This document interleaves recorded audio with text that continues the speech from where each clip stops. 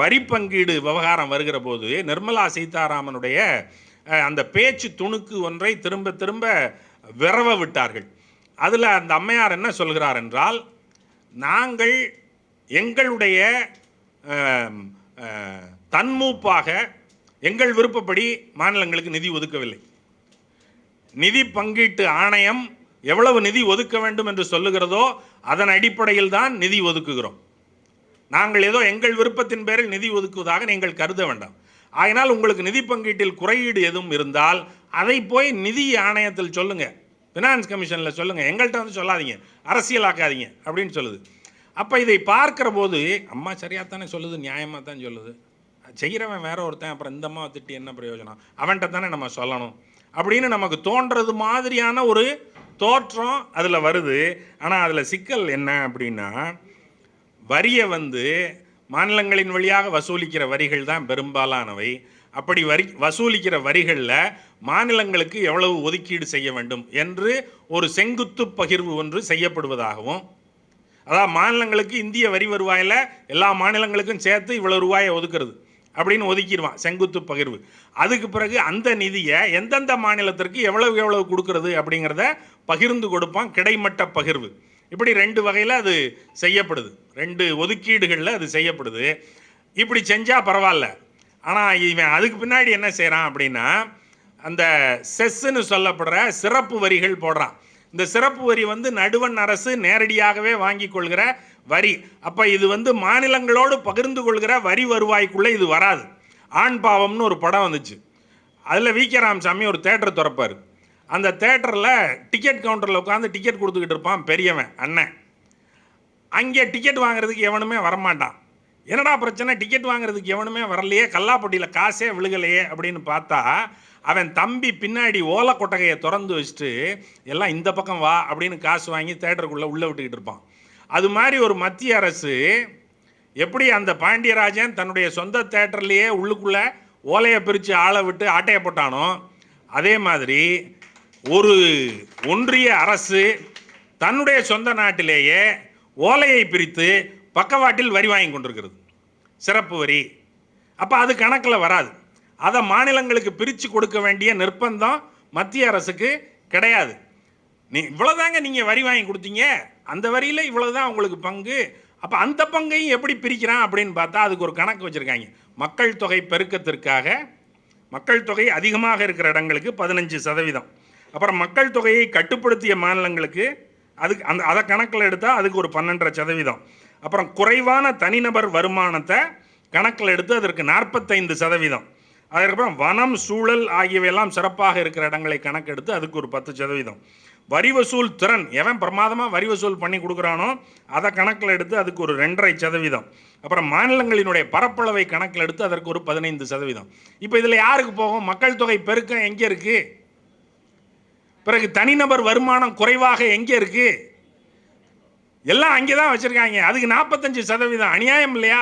வரியை சிறப்பாக வசூல் பண்ணி கொடுக்குறவனுக்கு 2.5%, மக்கள் தொகையை கட்டுப்படுத்தினவனுக்கு 12.5%. ஆக மொத்தம் அது ஒரு 12, இது ஒரு 2, நமக்கு 15 தான் நம்ம கணக்கில் தேரும். மீதி பூரா அவன் கொண்டு போகிற மாதிரி தான் வச்சுருக்காங்க. அப்போ நமக்கு நம்முடைய அரசிலிருந்து ஒரு மாற்று திட்டம் முன்வைக்கப்படுகிறது. நம்முடைய அரசு சொல்லுகிறது, மக்கள் தொகைக்கு 20%ன்னு வச்சுக்கோங்க, அப்புறம் மக்கள் தொகை கட்டுப்பாட்டுக்கு 20% என்று வைத்துக்கொள்ளுங்கள். பிறகு குறைவான தனிநபர் வருவாய் என்பதை கணக்கில் எடுக்கத்தான் வேண்டும், அதற்கு 45% வேண்டாம், 35% வைத்துக்கொள்ளுங்கள். பிறகு இந்திய பொருளாதாரத்தில் சிறப்பாக பங்களித்த மாநிலங்களை இன்சென்டிவைஸ் பண்ணுறது மாதிரி அதற்கு 15% வைத்துக்கொள்ளுங்கள். எவன் இந்தியாவினுடைய பொருளாதார வளர்ச்சிக்கு பெரும் பங்காற்றுகிறானோ அவனை நீங்கள் சிறப்பிக்க வேண்டாமா? அதனால் அந்த மாநிலங்களுக்கு 15% வைத்துக்கொள்ளுங்கள். பிறகு நகர்மயமான மாநிலங்களுக்கு என்று ஒரு 10% வைத்துக்கொள்ளுங்கள். இப்படி வரி பங்கீட்டை பிரியுங்கள், இவற்றை முக்கிய புள்ளிகளாக ஆக்குங்கள் என்று தமிழ்நாடு அரசு ஒரு பரிந்துரை வழங்குகிறது. மிகச்சிறந்த யோசனையை தமிழ்நாடு அரசு சொல்லி இருக்கிறது என்று பாராட்டி விட்டு வணக்கம் போட்டு போயிட்டான். கணக்கில் வரல. அப்புறமும் அவன் கொடுக்குற கணக்கில் தான் கொடுத்துக்கிட்டு இருக்கேன். அதுக்கப்புறம் தான் அந்த அம்மா சொல்லுது, நீங்கள் ஏதாவது கேட்கணும்னா நிதி ஆயோக்கில் போய் கேட்டுக்குங்க அப்படின்னுச்சு. நிதி ஆயோக்குன்னு வச்சுருக்கக்கூடாது, அந்த நெடியில் குறிலாக மாற்றி இருக்கணும், நிதி ஆயோக். அப்படின்னு வச்சுருந்தா தான் அது பொருத்தமாக இருக்கும்னு வச்சுங்களேன். நமக்கு புரியாது இல்லையா? எனக்கெல்லாம் வரியை பற்றி நீங்கள் பட்ஜெட்டு அது இது இவங்க வரி ஒதுக்கீடு எப்படி செய்கிறாங்க அப்படின்லாம் சொன்னால், ஏன் நான் கணக்கு வராதுங்கிறதுக்காக ஃபிலாசபியில் போய் சேர்ந்தவன். அதனால் எனக்கெல்லாம் இதெல்லாம் விளங்கவே விளங்காது. எனக்கு விளங்குது, அவர் எழுதுனதை படித்தா எனக்கு விளங்குது.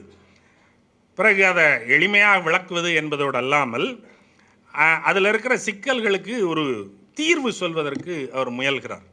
எல்லா கட்டுரைகள்லையும் சிக்கல் இது, அதற்கான தீர்வு இது என்கிற இந்த முன்மொழிவுகள், இந்த தீர்வு சார்ந்த முன்மொழிவுகள் எல்லா கட்டுரைகளிலேயும் இருக்கின்றன. அதில் ஒரு அடுத்து நகரும்போது 70 மணி நேரம் உழைக்க வேண்டும் என்று இன்ஃபோசிஸ் நாராயணசாமி சொன்னபோது அதை வகுத்தா 6 நாராயணமூர்த்தி இன்ஃபோசிஸ் நாராயணமூர்த்தி சொன்னபோது வகுத்தா 6 நாள் வேலை செய்ய வேண்டும், ஒரு மனிதன் ஒரு நாளைக்கு 12 மணி நேரம் வேலை செய்ய வேண்டும்னு சொல்கிறார். ஐயா, எங்களுக்கு 5:30 மணிலேருந்து காலையில் 5 மணிலேருந்து ராத்திரி 10 மணி வரைக்கும் வேலை பார்க்குற மளிகை கடைக்காரனை எல்லாம் தெரியும். காலையில் எழுந்திரிச்சு மார்க்கெட்டுக்கு போய் கீரையும் கத்திரிக்காயும் தக்காளியும் வெங்காயமும் வாங்கிட்டு வந்து அதை கொண்டாந்து கடையில் போட்டு பாலை வாங்கிட்டு வந்து அதை ஃப்ரிட்ஜில் போட்டு கடையை திறந்து உட்காந்துருந்தான்னா அவங்க வீட்டுக்காரம்மா வந்து ஒரு காப்பியை கொடுத்துட்டு போவோம். அதுக்கப்புறம் 10 மணிக்கு நான் கடையை பார்த்துக்கிறேன், நீங்கள் போய் சாப்பிட்டு வாங்கன்னு சொல்லும். அவர் போய் சாப்பிட்டு வருவார். அதுக்கப்புறம் மத்தியானம் வந்து கடையை கொஞ்சம் நேரம் சாத்திட்டு வீட்டில் போய் சாப்பிட்டுட்டு சத்த நேரம் படுத்துருந்துட்டு மறுபடியும் 3 மணிக்கு வந்து கடையை திறந்துட்டு ராத்திரி 10 மணிக்கு கடையை சாத்திட்டு போகிற ஒரு நாளைக்கு 15 மணி நேரம் உழைக்கிற உழைப்பாளிகளையெல்லாம் நாங்கள் அறிவோம். ஆனால் அந்த உழைப்பெல்லாம் தனக்கென்று உழைக்கிற உழைப்பு. உனக்குன்னு நான் ஏன்டா உழைக்கணும்? எனக்குன்னு நான் உழைக்கிறேன், 15 மணி நேரம் உழைக்கிறேன், 20 மணி நேரம் உழைக்கிறேன், அது எம்பாடு. நான் உழைச்சி உனக்கு எது கொடுக்கும்? நீ என்னைய சுரண்டுறதுக்கு நான் எதுக்கு உழைக்கணும்? யாருக்கு உழைக்கிறது? நீ சுரண்டிட்டு போகிறதுக்கு நான் உழைக்கிறதா அப்படிங்கிற கேள்வி இருக்கு இல்லையா? ஒரு பொண்ணு அண்ணா செபாஸ்டியன் அப்படிங்கிற பொண்ணு 26 வயசு, chartered accountant, Ernest and young அப்படிங்கிற ஒரு பெரு நிறுவனத்தில் நம்முடைய எதிர்காலம் மிகச்சிறப்பாக அமையப்போகிறது என்கிற கனவோடு அந்த பெண் போய் வேலைக்கு சேர்ந்து ராத்திரி பகலாக வேலை வாங்கி எல்லா நாளும் அவன் இந்த வேலையை ராத்திரி கொடுத்து காலையில் முடித்து தந்து விட வேண்டும் என்று சொல்லி இந்த வேலைப்பளுவினுடைய சுமை தாங்காமல் அந்த பெண் இறந்து போகிறாள். அப்போ இங்கே அவர் சொல்கிறாரு, நம்முடைய பண்பாட்டில் உழைப்பை மதித்தல் என்பது எப்போதும் இருந்து கொண்டே இருக்கிறது, உழைப்பு ரொம்ப மதிப்புக்குரியது அப்படின்னு சொல்லிக்கிட்டே இருக்காங்க. இதை இந்த கார்ப்பரேட் நிறுவனங்கள் பயன்படுத்தி கொள்கின்றன. நீங்கள் வந்து இந்த பகவத்கீதை லெக்சர்னு மவுண்ட் ரோட்ல எல்லாம் பேனர் வச்சுருப்பாங்க. அது வந்து நல்லா அவர்களெல்லாம் அந்த பகவத்கீதை உரை செய்கிறவர்களெல்லாம் ரொம்ப ரம்யமான தோற்றத்தில் இருப்பார்கள். ஏசி அரங்குகளில் தான் பகவத்கீதை பற்றிய உரையை அவர்கள் ஆற்றுவார்கள். அதில் சொல்லப்படுகிற செய்தி என்ன அப்படின்னா, நீங்கள் எதை குறித்தும் கேள்வி கேட்காமல் உங்களுக்கு விதிக்கப்பட்ட கடமையை செய்து கொண்டே இருக்க வேண்டும். இப்போ இந்த அண்ணா செபாஸ்டியன்ங்கிற மாதிரியான பொண்ணுகள்லாம் நமக்கு விதிக்கப்பட்ட கடமை பகவத்கீதையின் அடிப்படையில் இதை நாம் செய்வது நம்முடைய தர்மம் என்று கருதி இந்த வேலைகளை எல்லாம் இடைவிடாமல் செய்து கொண்டே இருந்ததனுடைய விளைவாக அச்சிற்று இறந்து போனால் இதற்கு பொறுப்பு யார்? அப்போ இப்படியா சொல்லிக் கொடுக்கிறது? நமக்கு என்ன உழைப்பினுடைய வாசனை தெரியாதா? உழைப்பை மதிக்காத நாடா இது? மேட்டில் மாடு வண்டியை உந்தி இழுக்கிறது மாதிரி இழுக்கிறவனுடைய உழைப்பை பார்த்து இடுக்கண் துன்பப்பட்டு ஓடிவிடும் என்று வள்ளுவன் சொல்லிக் கொடுத்த நாடு தானே இது. அதெல்லாம் தெரியும்ல நமக்கு. அதனால் அதெல்லாம் பிரச்சனை இல்லை. ஆனால் இந்த உழைப்பை யாருக்கு செலுத்த வேண்டும்? இந்த கடமையை நான் யாருக்கு செய்ய வேண்டும்? எதற்காக செய்ய வேண்டும்? அவருடைய நோக்கம் என்ன? அவர் யாருக்கு செய்வார் பதிலுக்கு என்கிற கேள்விகளை எல்லாம் எழுப்பினால் இந்த உழைப்பு பசி நோக்காமல் கண் துஞ்சாமல் உழைப்பை செய்து கொண்டே இருக்க வேண்டும், செலுத்தி கொண்டே இருக்க வேண்டும் என்று உபதேசிக்கிற இந்த புதிய காலத்து மீட்டெடுக்கப்பட்ட பழைய காலத்து தர்மங்கள் எல்லாம் அடிபட்டு போகின்றன. அப்போ என் பெருமையையும் என் குடியையும் என் இனத்தையும் நிறுவுவதற்கு நான் உழைக்கிறேன் என்றால் அது சரி. நீ பணப்பெருச்சாளியாக கொழுப்பதற்கு நான் உழைக்க வேண்டிய கட்டாயம் என்ன இருக்கிறது? புறந்தார்கண் நீர்மல்க சாகிருப்பின் சாக்காடு இறந்து கோட்டக்கதுடைத்து என்று சொல்லுகிறார். நல்லது, நீ புறவலனாக இருந்தால் நீ வந்து உன் கண்ணில் நீர்மல்க அந்த சாவை நான் இறந்து பெற்றுக்கொள்ளலாம். நீ புறவலனே இல்லையே, நீ சுரண்டுகிறவன், உனக்கே நான் சாகணும். அப்போ இதுக்கு தீர்வு வழக்கம் போல என்ன அப்படின்னா, சங்கங்கள் வலிமையாக இயங்க வேண்டும்.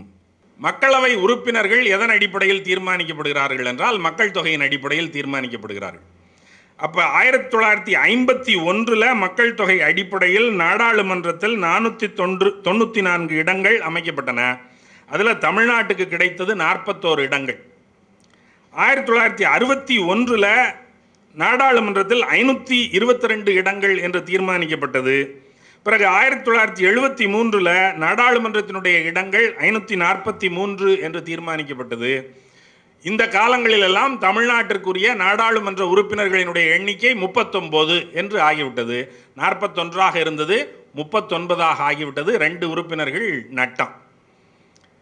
மக்கள் தொகை தமிழ்நாட்டில் கூடவே இல்லை, அப்படியே இருக்கு. ஆகையினால் இதில் பெரிய மாறுதல்கள் எதுவும் வரல நாடாளுமன்ற உறுப்பினர்களுடைய எண்ணிக்கையில். பிறகு இன்றைக்கு உள்ள கணக்குப்படி பார்த்தால் ஒரு தமிழ்நாட்டினுடைய ஒரு நாடாளுமன்ற உறுப்பினர் 18 லட்சம் மக்களுக்கு படியாளராக பிரதிநிதியாக இருக்கிறார். ஆனால் உத்தரப்பிரதேசத்தினுடைய ஒரு நாடாளுமன்ற உறுப்பினர் 25 லட்சம் மக்களுக்கு படியாளராக இருக்கிறார்.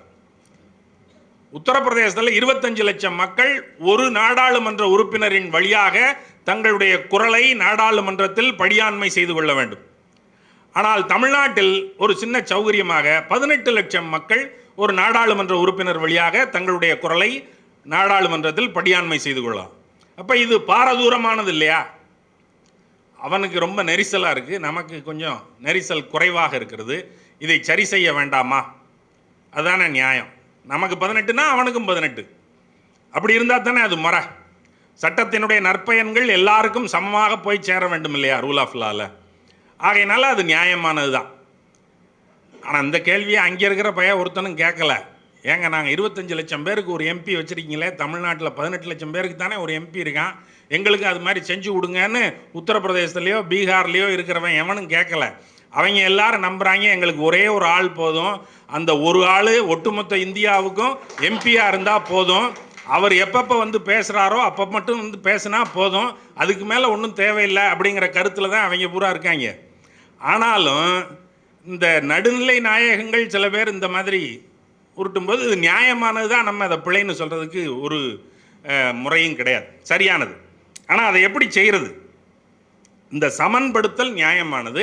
ஆனால் அந்த சமன்படுத்தலை எப்படி செய்கிறது? அப்படி செய்யும்போது நமக்கு இழப்பு வரும். நமக்கு நாடாளுமன்ற உறுப்பினர்களுடைய எண்ணிக்கை ஒப்பீட்டளவில் விகிதாச்சார அடிப்படையில் உத்தரப்பிரதேசத்துக்கு 140 போனுச்சுன்னா நமக்கு வந்து 49-50 அப்படிங்கிற அளவு. நம்ம 39லேருந்து 49 ஆயிட்டமே நினச்சா அவன் 80லேருந்து 140க்கு போயிடுவான். அப்படின்னா அவனுடைய குரல் ஓங்கி ஒலிக்கும், நம்முடைய குரல் தாழ்ந்து ஒலிக்கும். எல்லாவற்றையும் அங்கே கோரி பெற்றுக்கொள்ள வேண்டும் என்கிற நிலை வந்துவிட்ட அடிப்படையில் அப்போ நமக்கு குரல் ஓங்கி ஒலிக்க வேண்டாமா? அதற்கு உறுப்பினர்களினுடைய எண்ணிக்கை கணிசமாக இருக்க வேண்டாமா? அப்படிங்கிற கவலை நமக்கு உண்டாகிறது. ஆகையினால் இதை ஒரு பிரச்சனையாக நாம் கருதுகிறோம். ஆனால் இந்த பிரச்சனையை தள்ளி தள்ளி வைத்து கொண்டே இருந்தார்கள். இந்திரா காந்தி 1976 இதை ஒத்தி வைத்தார். இந்த பிரச்சனையை 25 ஆண்டுகளுக்கு இப்போது உள்ள நிலையே நீடிக்கட்டும் என்று நீட்டியதனுடைய விளைவாக இதே உறுப்பினர்களினுடைய எண்ணிக்கையோடு நாடாளுமன்றம் 2001 ஆண்டு வரை தொடர்ந்தது. பிறகு வாஜ்பாய் வந்தபோது மீண்டும் ஒரு 25 ஆண்டுகள் இதை ஒத்தி வைத்தார். ஆகையினால அதனுடைய காலம் 2002 தொடங்கி 2026 பூதம் வந்து தலைவாசலில் நிற்கிறது. இப்போது என்ன செய்வது? அப்படின்னா 800 சில்லற பேர் உட்கார்றதுக்கு ஏற்கனவே நாடாளுமன்றம் புதுசாக அமைச்சு கட்டிட்டான், இது தற்செயலானதில்லை அப்படின்னு அவர் அந்த நூலில் எழுதுறார். 500 சில்லற பேர் தானே, 543 பேருக்கு எதுக்கு 800 சில்லற பேர் உட்கார்றது மாதிரி நாடாளுமன்றம் கட்டுற? அப்போ 800 சில்லற பேரை உள்ளே கொண்டு வர போகிறான். கொண்டு வந்தான்னா அதில் அதிகபட்சமாக இருக்க போவது யார், குறைந்தபட்சமாக இருக்க போவது யார் என்கிற கேள்விகள் நமக்கு வருகின்றன. அப்போ இதை எப்படி சரி கட்டுறது? பிரச்சனை வந்துருச்சு, இதை இன்னும் 25 வருஷம் ஒத்தி போட்டுக்கிட்டே போக முடியாது. அப்படி ஒத்தி போட்டுக்கொண்டே போகிறது அங்கே இருக்கிற மக்களுக்கு இழைக்கப்படுகிற அநீதியாக ஆகிவிடும் என்கிற நிலையில் இதை தீர்த்து விடுவது நல்லது. எந்த அடிப்படையில் தீர்ப்பது என்றால் அவர் சில யோசனைகள், அமெரிக்காவில் இருக்கிற நாடாளுமன்ற நடைமுறைகளை எல்லாம் இங்கே செயல்படுத்த முடியாது, அதனுடைய அமைப்பு வேறு, நம்முடைய அமைப்பு வேறு, அது நமக்கு ஒத்து வராது. ரெண்டாவது அடிப்படை ஒன்று சொல்லுகிறார், கருவள விகிதம் என்று ஒன்று சொல்லுகிறார். அதாவது பெண்களினுடைய பிள்ளை பேற்று விகிதம் என்பது இந்தியாவில் 1971 5.5. 1971 ஒரு பெண் 5.5 புள்ள பெறதுக்கு தகுதியுடையவள். பிறகு 2011 இந்தியாவில் ஒரு பெண் 2.25 புள்ள பெறதுக்கு தகுதியுள்ளவள். 2.54 புள்ள சராசரி. அவர் சொல்றார் 2.1 என்பது சரியான பதிலீட்டு விகிதம். எவ்வளோ பேர் சாகிறான், எவ்வளோ பேர் பிறக்கிறான், எத்தனை பேர் சாகிறானோ அத்தனை பேர் பிறக்கிறான். அப்போ அது 2.1 என்கிற அளவில் இருந்தால் மக்கள் தொகை கூடாது, குறையாது, அளவாக இருக்கும். அப்படி மக்கள் தொகை நிலைப்படுத்தப்பட்டு விட்ட நிலையில் இந்த நாடாளுமன்ற உறுப்பினர்களின் எண்ணிக்கையை பெருக்குவது, குறைப்பது போன்ற சிக்கல்கள் எல்லாம் வராது. ஆகையினால் மக்கள் தொகை விகிதத்தை சரிப்படுத்துவது வரைக்கும் இந்த நிலை நீடிக்கட்டும் என்று ஒரு யோசனை சொல்கிறார்கள் என்று முன்வைக்கிறார். அவருடைய யோசனை இல்லை, அப்படி ஒரு யோசனை சொல்லப்படுகிறது அப்படின்னு அவர் சொல்றார். இப்போ இதில் என்ன சிக்கல் அப்படின்னா 2.1 ஐடியல். ஆனால் இப்போ நடப்பு இந்திய சராசரி 2.54 2011 கணக்கீட்டின்படி. இப்போ இந்த சராசரியின்படியே கணக்கு சரியாகல. வடக்கில் 2.5 புள்ளையிலிருந்து 3.25 புள்ள வரைக்கும் பெறா ஒரு பொம்பளை. 2.6 இலிருந்து 3.2 பிள்ளை பெறப்படுகிறது.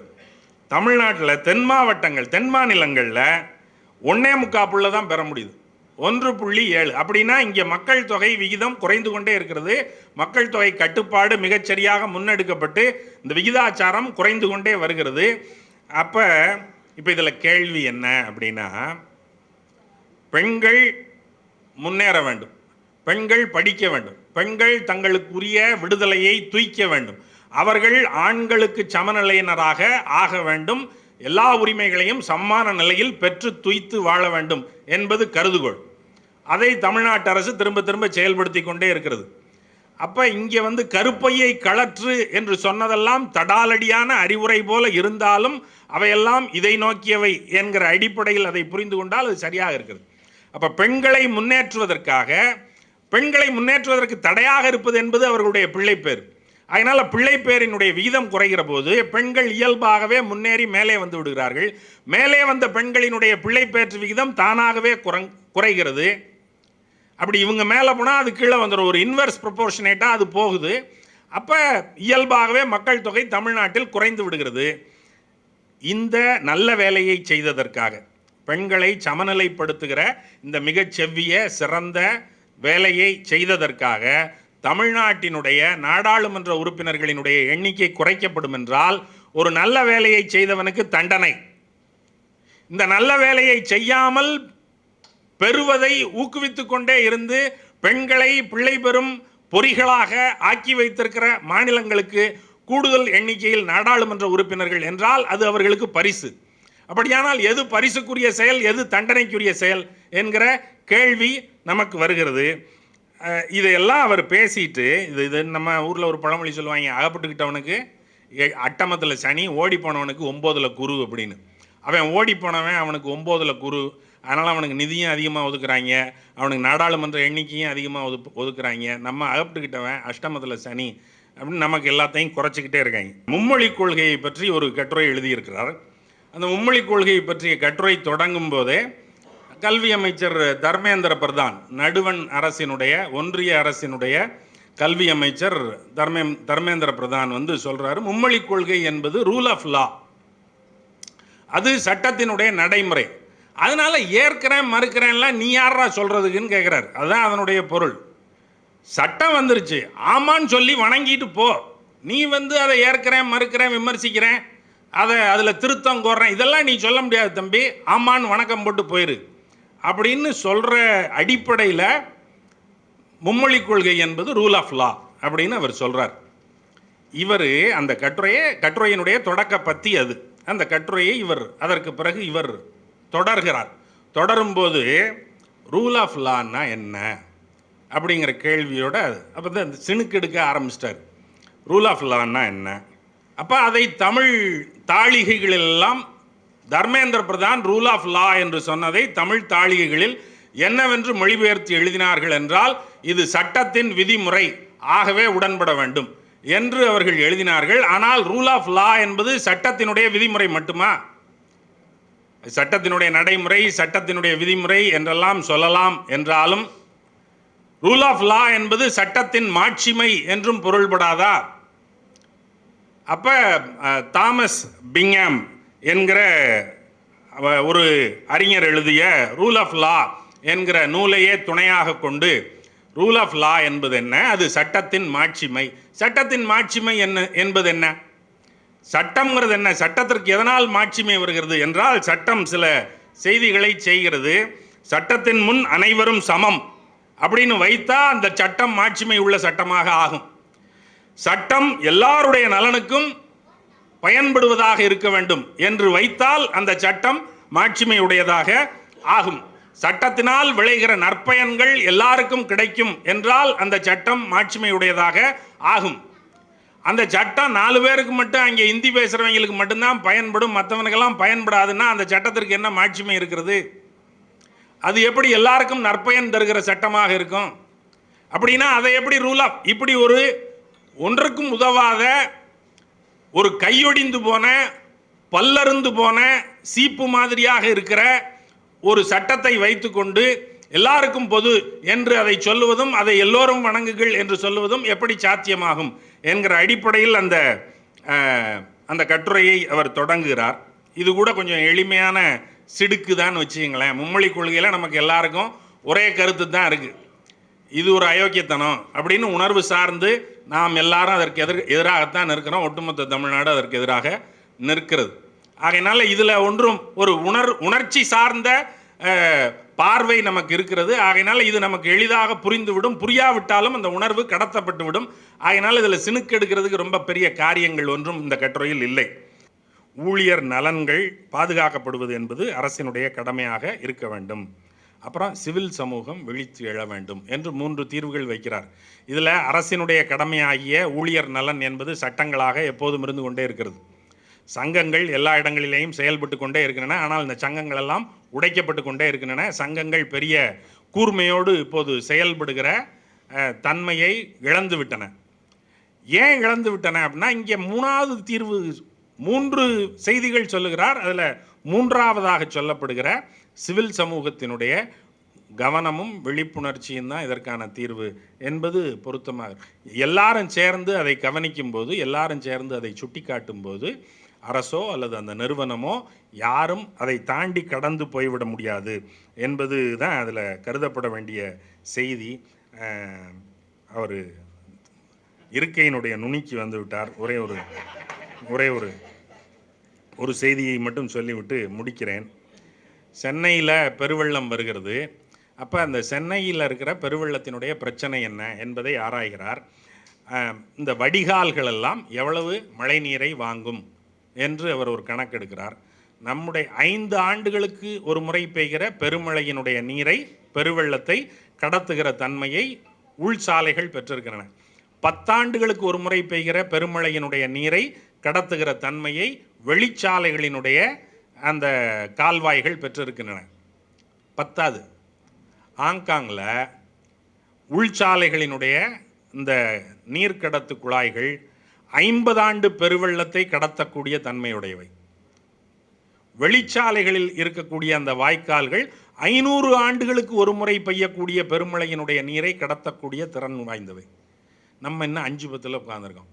அவர் அதில் சொல்கிறது, இது பொறியியல் சார்ந்த சூழியல் சார்ந்த விவகாரம். அது நீங்கள் இதை வெறும் அரசியலாக்கி யாருடைய ஆட்சியில் பெருமழை பெய்தது, யாருடைய ஆட்சியில் பெருவெள்ள பாதிப்பு அதிகம், யார் திறந்து விட்டாங்க, யார் அடைச்சாங்க என்று பேசுவது இதற்கு தீர்வாகாது.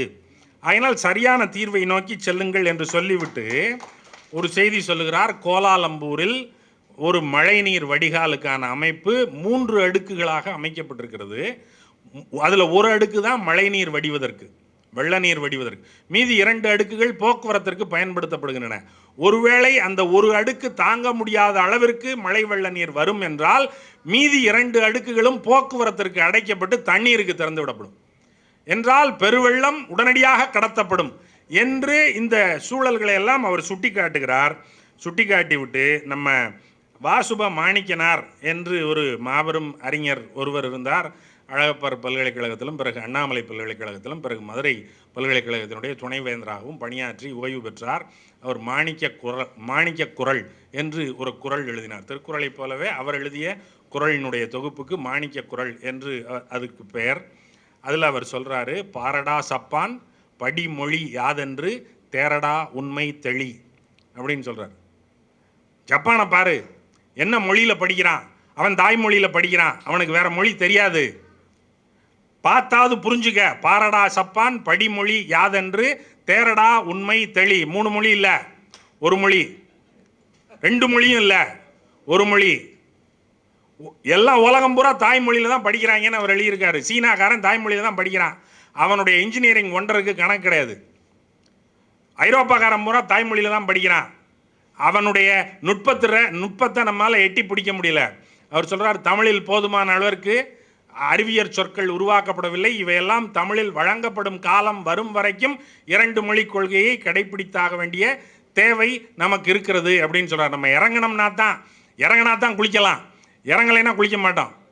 அதனால் இறங்கிட வேண்டியதான். பாரடா சப்பான் படிமொழி யாதென்று தேரடா உண்மை தெளி என்று வாசுப மாணிக்கனார் சொல்லுவதைப் போல இவர் எல்லாவற்றிலையும் ஹாங்காங்கை இழுத்து வந்து உதாரணம் காட்டுகிறார்.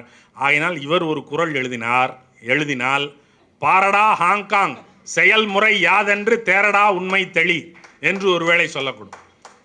சகட்டு மேனிக்கு அது எல்லாம் சிவமயம் அப்படின்னு மாதிரி எல்லாம் ஹாங்காங் மயமாக இருக்கிறது. ஏன்னா அவர் அங்கே இருந்தவர், அதில் கட்டுமான பொறியியலுக்குள்ளேயும் இருந்தவர். ஆகையினால் அங்கே செய்யப்பட்டன என்பதெல்லாம் அவருக்கு தெரியும். ஆகையினால் 3 பிரிவுகளாக பிரித்து வைத்திருக்கிறாரே தவிர தமிழ்நாடு அரசியல்னு சொல்லலை. அவர் ரொம்ப மென்மையான போக்குடையவராக இருக்கிறார். ஆகையினால் அரசியல்னு சொல்லாமல் தமிழ்நாடு சமூகம் பொறியியல் என்று 3ஆக பிரித்து வைத்திருக்கிறார். ஆனால் எல்லாவற்றிலேயும் அவர் சொல்லுகிற செய்தி என்பது ஒன்றே ஒன்றுதான், தன்னாட்சி பெறாமல் எதுவும் விளங்காது என்பதுதான். நன்றி, வணக்கம்.